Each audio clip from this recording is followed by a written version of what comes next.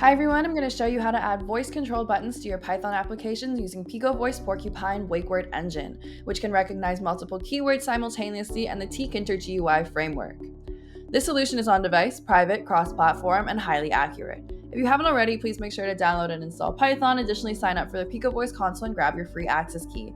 We'll begin by running and installing Porcupine and then importing the necessary libraries. This includes Porcupine, Recorder, and Tkinter. These libraries provide the tools we need for voice recognition and creating the graphical user interface.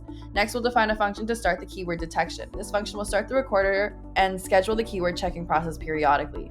By using the window after method, we can ensure that the keyword detection runs in the background without blocking the main GUI thread.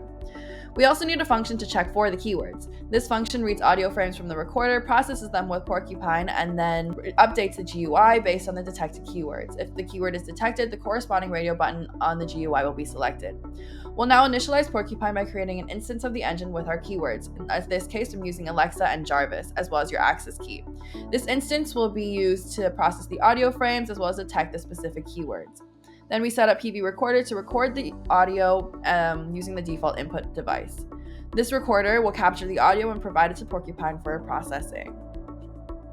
For the user interface, we'll create a Tkinter window and add radio buttons for each keyword. We'll also include a button to start the detection process. When a user clicks this button, the keyword detection function will be initiated.